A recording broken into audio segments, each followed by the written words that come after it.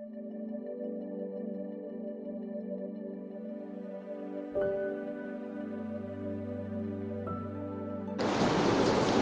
عہد نامہ میں سے متی رسول کی معرفت لکھی گئی انجیل اور اس کا 3 باب اور اس کی 5ویں آیت سے لے کر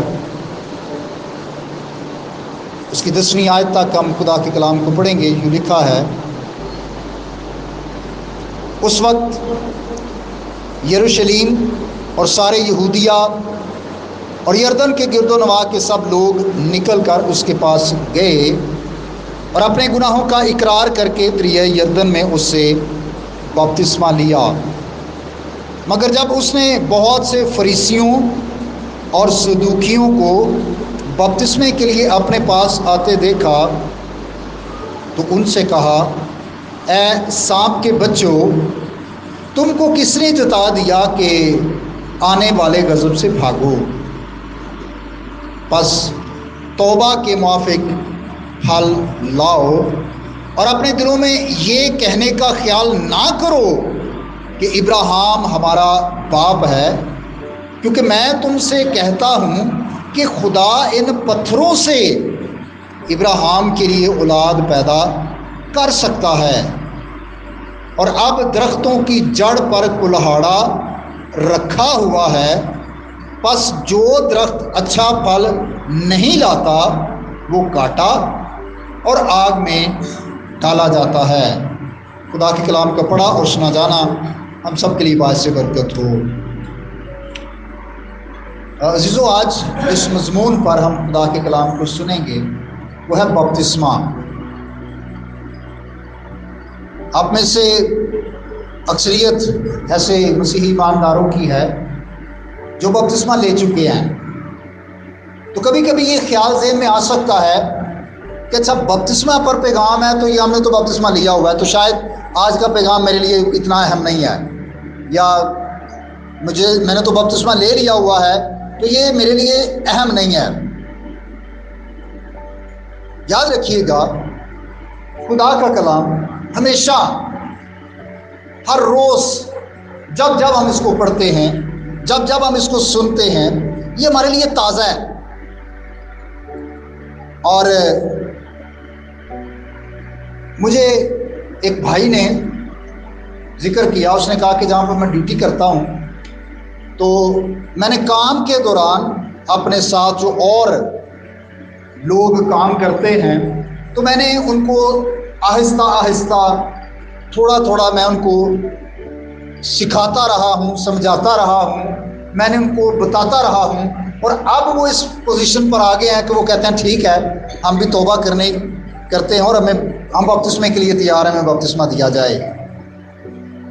اب یہ منادی پلپٹ سے تو نہیں ہوئی کہ اس نے پہلے کوئی عبادت کا انتظام کیا تو پھر کلام سنایا، نہیں۔ اب اس نے کیا کیا ہے کہ ایک عام شخص کی حیثیت سے، ایک مسیحی ہونے کی حیثیت سے، اس نے دیگر جب اپنے مسیحی بھائیوں کو دیکھا جو ابھی تک غیر نجات یافتہ ہیں تو وہ ان کو آہستہ آہستہ خدا کے کلام کی منادی ان کو کرتا رہا۔ جب ہم اچھے طور سے خدا کے کلام سے واقف ہوں گے، جب ہم پورے دھیان اور توجہ سے کلام کو سنیں گے، تو پھر ممکن ہے کہ ہم سب بھی اپنے کسی عزیز کو، اپنے کسی کولیگ کو، اپنے کسی ریلیٹیو کو، اپنے کسی جان پہچان والے کو، ہم بھی اس بات کے لیے تیار کریں کہ وہ اپنے گناہوں سے توبہ کرے، یسوع مسیح کے نام پر ایمان لائے، باپ اور بیٹے اور روح القدس کے نام پر بپتسمہ لے کر نئی زندگی کا آغاز کرے۔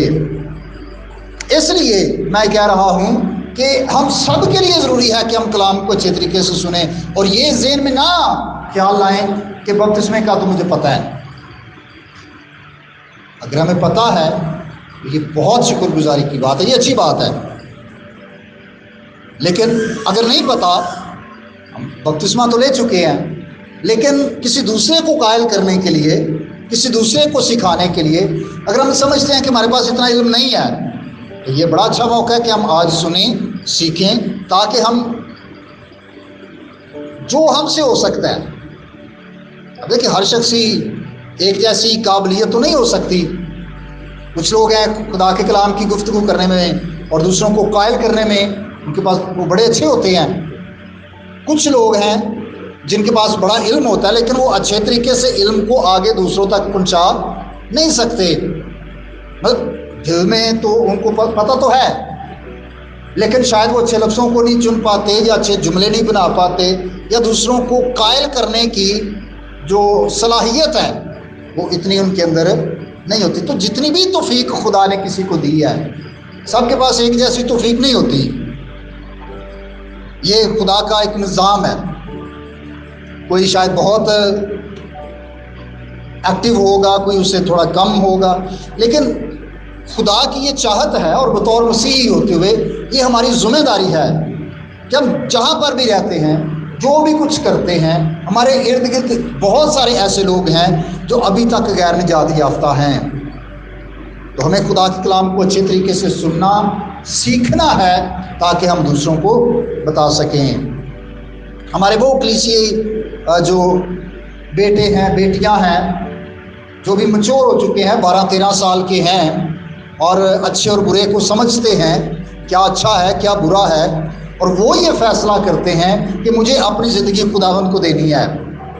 تو ان کے لیے بھی ضروری ہے کہ وہ پوری توجہ کے ساتھ خدا کے کلام کو سنیں تاکہ اس سال جب ہم کلیسیائی انتظام کے مطابق پانی کے بپتسمے دیں تو ہمارے وہ بھائی، وہ بہنیں، وہ بیٹے اور بیٹیاں جنہوں نے ابھی تک بپتسمہ نہیں لیا وہ بھی لے سکیں. یاد رکھیے گا کہ جو ہمارے پاس اردو زبان میں لفظ بپتسمہ ہے، اس کے لیے جو یونانی زبان ہے وہ یونانی زبان میں جو لفظ ہے وہ بیپٹائزو ہے، جس سے انگریزی زبان بیپٹزم یا اردو میں بپتسمہ. تو جو بپتسمہ ہے، بیپٹزم ہے، بیپٹائزو ہے، ان سارے لفظوں کا یہ مطلب ہے کہ اس کو ڈبونا اور اس کو پورے کا پورا ڈبونا. اب مختلف کلیسیاؤں میں بپتسمے کے تو مختلف طریقہ کار ہیں، لیکن اس لفظ سے ہی ہمیں پتہ چل جاتا ہے کہ بپتسمے کا جو اصل طریقہ کار ہے، کسی کو بھی جو اپنا آپ خداوند کو دیتا ہے اس کو پورے کا پورا پانی میں ڈبونا. اور یہ بالکل ایسے ہی ہے کہ جیسے مسیح یسوع نے جب یہ شاگردوں پر ظاہر کیا کہ میرے پکڑوانے والے کا جو ہاتھ ہے وہ میز پر ہے، وہ ہمارے ساتھ کھانا کھا رہا ہے، مطلب یہ ہے. تو سارے شاگردوں میں یہ ایک ہلچل سی مچ گئی کہ کون ہے ہم میں. یسوع مسیح نے کہا کہ وہ جس کو میں نوالا ڈبو کر دوں گا وہ میرا پکڑوانے والا ہے. تو یہ جو نوالے کو ڈبونا ہے اور پھر دینا، یہ جو ڈبونا ہے یہ وہی لفظ ہے جو بپتسمے کے لیے ہے. اس کو ڈپ کرنا، اس کو پانی میں ڈبو دینا، اس کی ڈبکی لگوانا. تو لفظ بپتسمے سے ہی ظاہر ہو جاتا ہے کہ کوئی اور طریقہ نہیں ہے، نہ تھوڑا سا ڈالنا، نہ چھٹے کے ساتھ، نہ سر پر انڈیلنا، بلکہ اس کو جو بپتسمہ لینا چاہتا ہے اس کو پورے کا پورا پانی میں ڈبو دینا، یہ بپتسمہ ہے. جب نئے عہد نامے میں ہم دیکھتے ہیں خداوند یسوع مسیح کا پیشرو، یعنی اس کی راہ تیار کرنے والا، اس سے جو پہلے آیا یوحنا جو بپتسمہ دیتا تھا، وہ بیابان میں ویران جگہ پر دریا کے کنارے وہاں پر لوگوں کو منادی بھی کرتا تھا اور جو اس منادی کو قبول کرتے تھے ان کو بپتسمہ بھی دیتا تھا.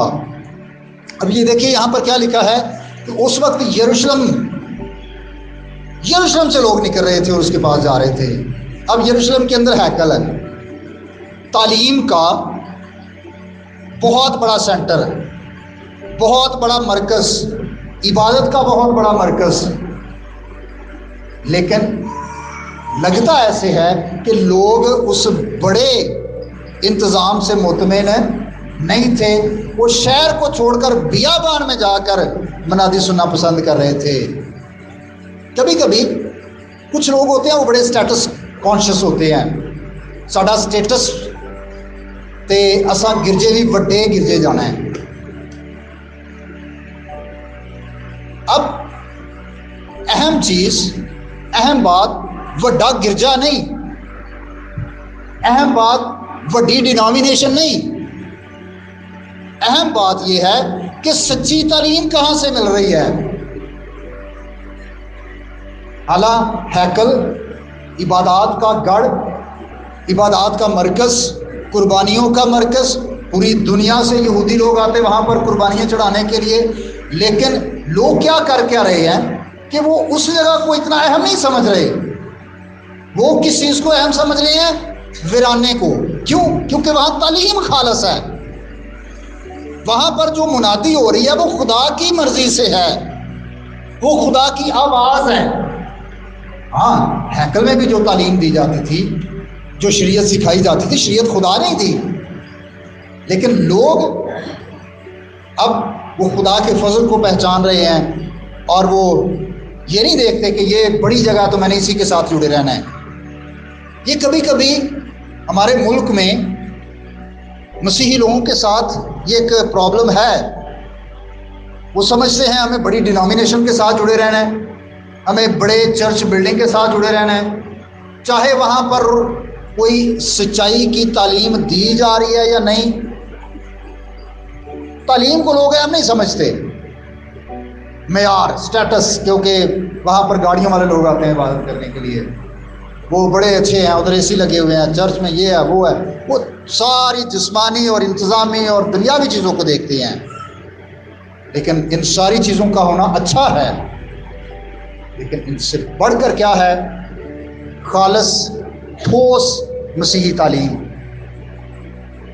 جہاں سے وہ ملے وہاں پر جانا چاہیے۔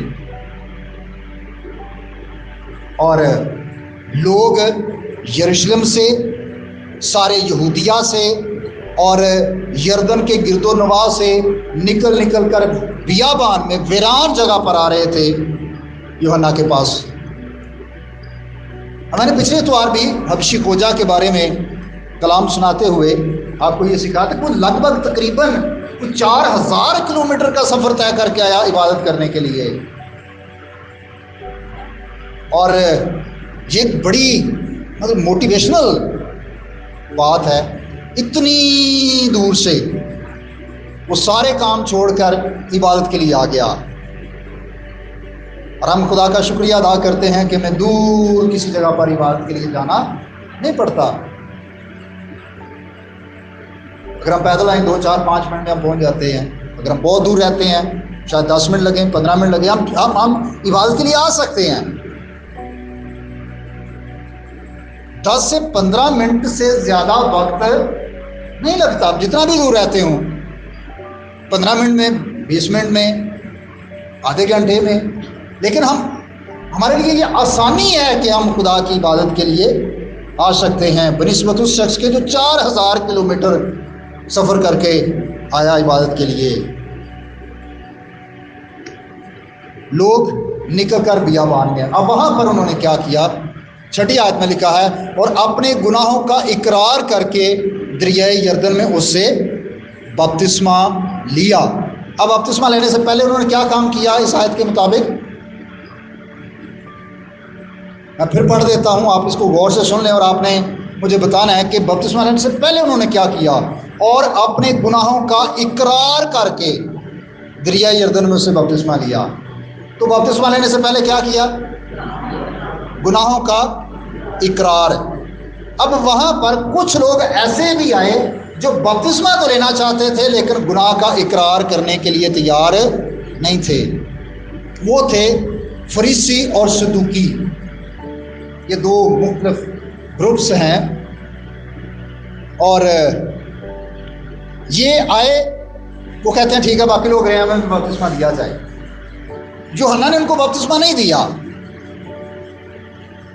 حالانکہ شاید آج کے دور کی طرح کا ہوتا یوحنا بپتسمہ دینے والا اور کہتا چلیں اچھی گل ہے, بجائے 5 دے 10 لین ڈے نے تو چنگی گل ہے, 50 لوگوں کے بجائے جو 16 لوگ لین ڈے نے تو چنگی گل ہے. نہیں, اس نے تعداد نہیں دیکھی, اس نے معیار دیکھا ہے, کوانٹٹی نہیں کوالٹی. اور کوالٹی یہ تھی, اس نے کہا کہ چونکہ وہ اپنے دلوں میں یہ سوچتے تھے کہ ہم تو ابراہیم کی نسل ہیں اور ہمیں توبہ کی ضرورت نہیں ہے, بس ٹھیک ہے بپتسمہ ہمیں دے دیں, توبہ نہیں ہم کریں گے. تو خدا نے یوحنا کو گائیڈ کیا اور اس نے واضح طور پر صاف سیدھی منادی کی اور ان سے کہا کہ اے سانپ کے بچوں, تم کو کس نے جتا دیا کہ آنے والے غضب سے بھاگو. مطلب یہ ہے کہ یوحنا بپتسمہ دینے والا یہ کہہ رہا ہے کہ آپ کو کس نے ریئلائز کروایا ہے, کس نے یہ احساس دلایا ہے, کس نے تم کو یہ جتایا ہے کہ جو عذاب تم پر آنے والا ہے اس سے بچنے کے لیے تم بپتسمہ لینے آگے ہو.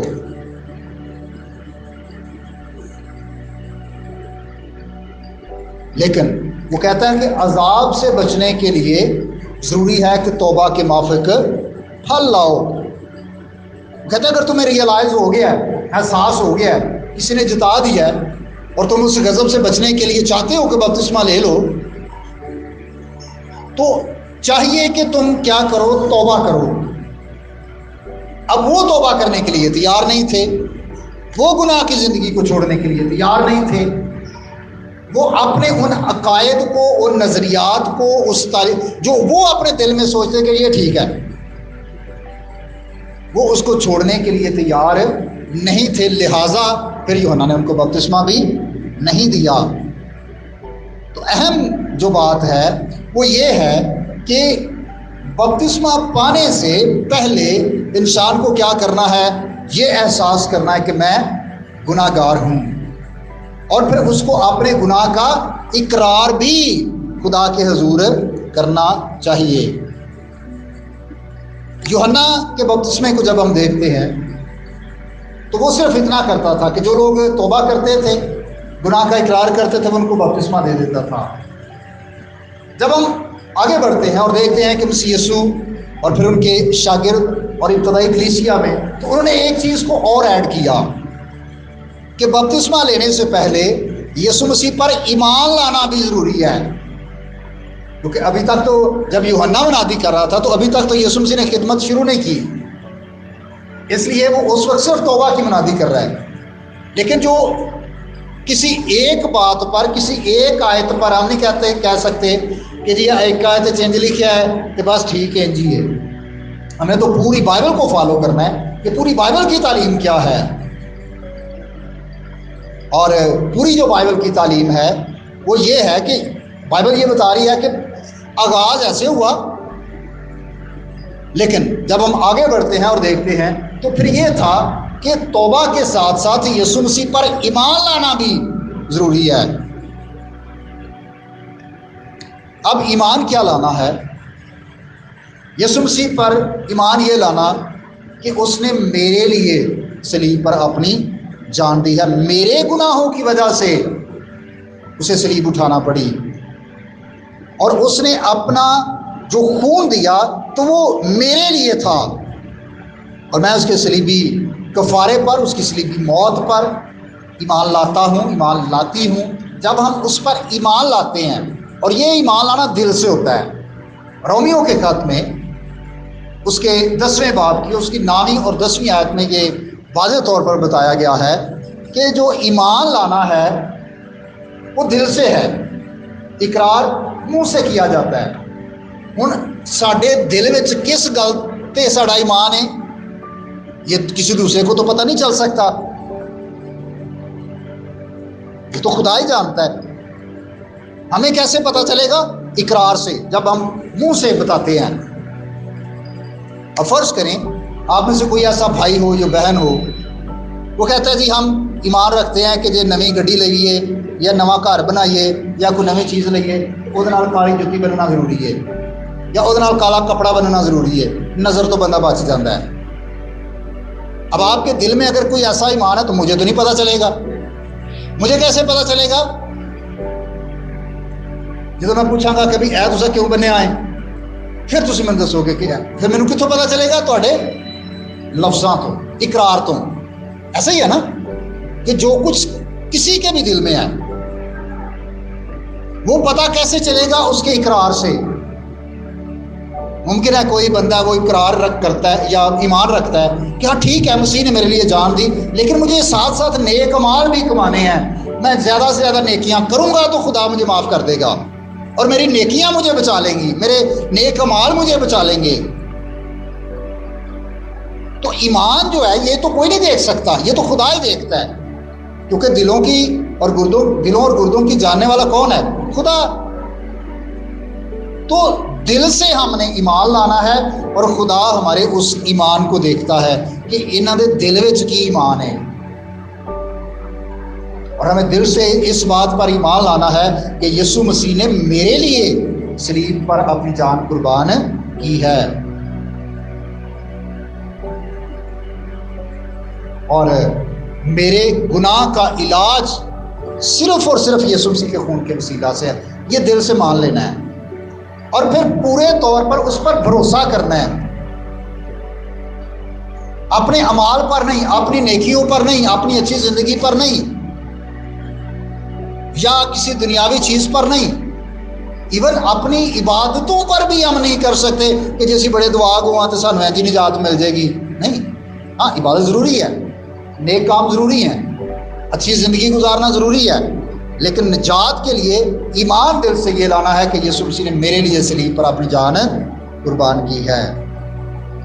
اور جب مسیح پر ہم ایمان لاتے ہیں تو پھر کسی اور چیز پر، چاہے وہ کوئی مادی چیز ہے، پھر ہمیں اس پر ایمان اور بھروسہ رکھنے کی ضرورت نہیں ہے۔ کبھی کبھی ہمارے ایمان مادی چیزوں پر بھی ہوتے ہیں نا، میں نے پہلے بھی کئی دفعہ اس بات کی منادی کی ہے، یہ ہمارے کلچر میں ہے، خدا تے بھی ایمان ہے لیکن ماچس تے بھی، خدا تے بھی ایمان ہے تالے تے بھی، چوری تے بھی، وہ ٹہنیاں جڑیاں سی وہ بن دینے دروازیاں تے، اور پتہ نہیں کیا مطلب بہت ساری توہم پرستی، لیکن خدا تے ایمان ہے لیکن نہ ہے چنگا ہوندا ہے، یہی چنگا ہوندا ہے تو پھر خدا مطلب عجیب، میں بڑا پریشان بھی ہوتا ہوں، اور میں مطلب دکھ کے ساتھ کہ ہم مطلب خدا کو اتنا چھوٹا سمجھتے ہیں کہ وہ بچا نہیں سکتا، تو اے چھوٹی جی چیز سانو بچا لے گی۔ اس کا مطلب ہے پھر خدا پر ہمارا ایمان اتنا پختہ نہیں ہے۔ ایک تو نجات کے لیے ہمیں خدا پر ایمان لانا ہے، دوسرا یہ ہے کہ میں اس کی قدرت پر ایمان رکھنا ہے کہ اس کی قدرت ہمیں بچا سکتی ہے، اس کی قدرت ہماری اور ہمارے بال بچوں کی حفاظت کر سکتی ہے، اس کی قدرت اس کا کوئی وہ ان لمیٹڈ ہے، اس کو ہم کسی پیمانے سے ناپ نہیں سکتے کہ وہ اتنا تو کر سکتا ہے لیکن اس سے آگے خدا نہیں کر سکتا۔ خدا سب کچھ کر سکتا ہے۔ ہمیں پورا اور خالص ایمان خدا ان پر لانا ہے۔ بپتسمے سے پہلے کیا کرنا ہے؟ ایک تو گناہوں کا اقرار کرنا ہے، توبہ کرنی ہے، گناہ کی زندگی کو چھوڑنا ہے، پرانی انسانیت کو چھوڑنا ہے اور نئی زندگی کا آغاز کرنا ہے۔ جیسے پالوس کہتے ہیں نا کہ اب میں زندہ نہ رہا بلکہ مسیح مجھ میں، مطلب ایک نئی زندگی، پرانی چیزیں جاتی رہی، دیکھو وہ نئی ہو گئی۔ اور توبہ کے ساتھ ساتھ ہمیں ایمان بھی خداوند پر لانا ہے۔ اور میں نے پچھلے اتوار بھی یہ بتایا کہ جب وہ جا رہے تھے حبشی کھوجا اور فلپس، تو اس نے دیکھا کہ پانی کی کوئی جگہ پہنچ آئی ہے، تو اس نے کہا کہ اب ہمیں وقت ضائع نہیں کرنا چاہیے۔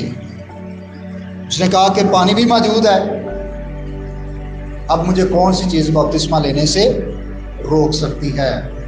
کبھی کبھی یہ ایک آزمائش بہت سارے لوگوں پر آتی ہے. وہ اس سے کہتے ہیں اچھا اس سال نہیں، اچھا اگلے سال ضرور اسی بپتسمہ لواں گے.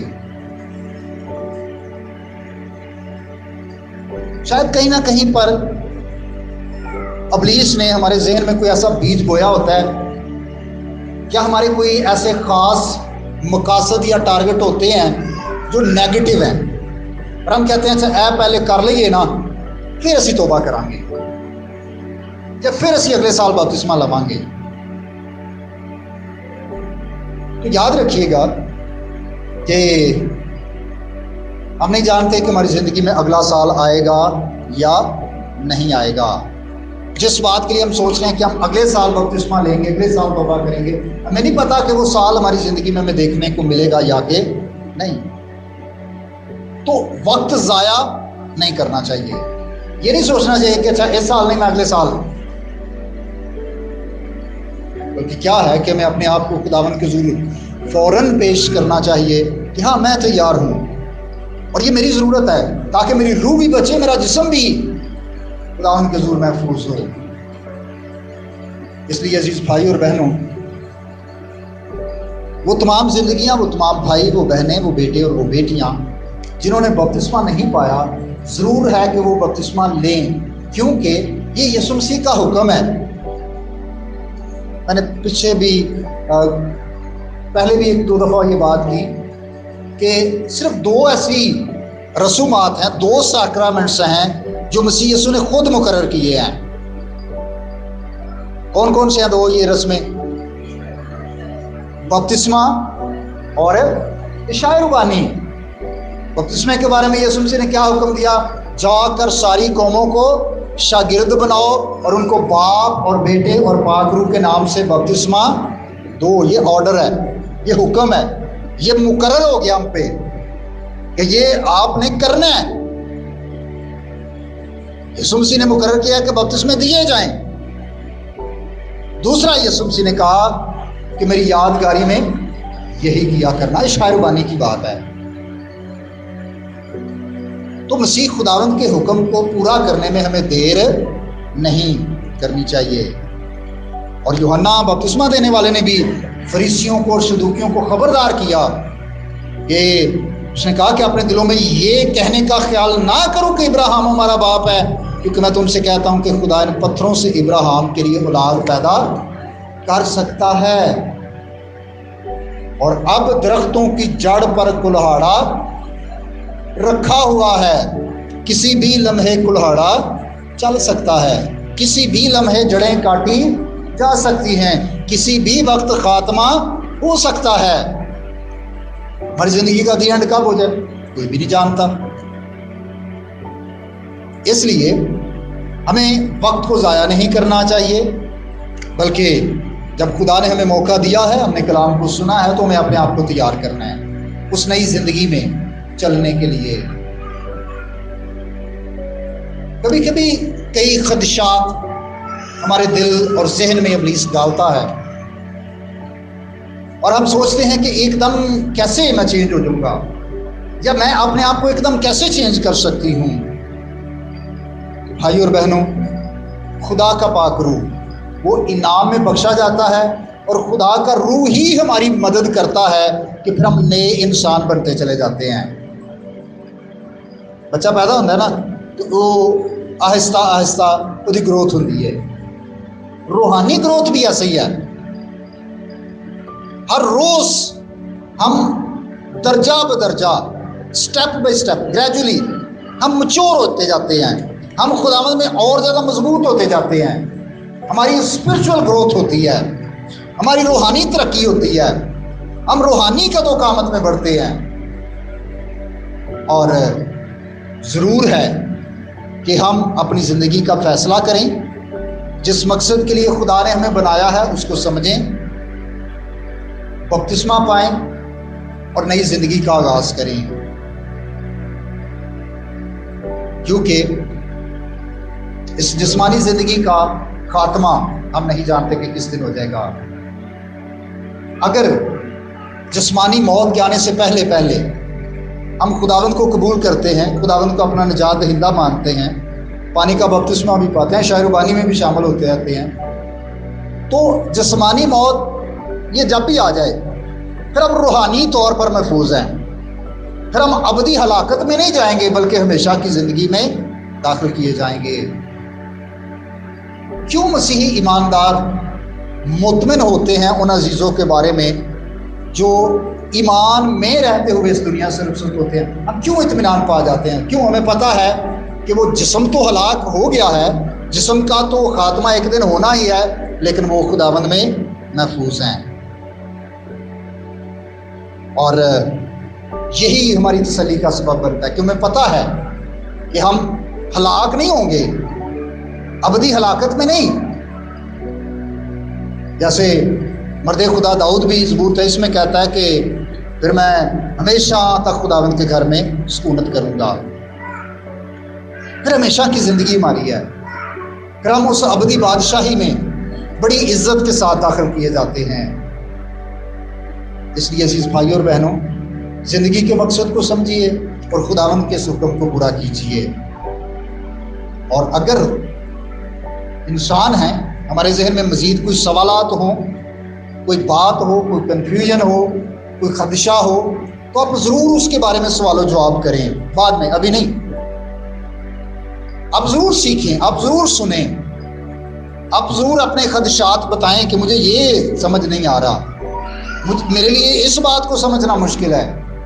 اور پھر ہماری ذمہ داری، ہمارا کام ہے کہ ہم خدا کے کلام کے مطابق آپ کی رہنمائی کر سکیں۔ لیکن اگر دل میں لے کے بیٹھے رہیں گے تو پھر ہمارے لیے مشکل ہوگی، پھر آپ کے لیے بھی مشکل ہوگی، کیونکہ ہمیں تو نہیں پتا آپ کے دل میں کیا ہے۔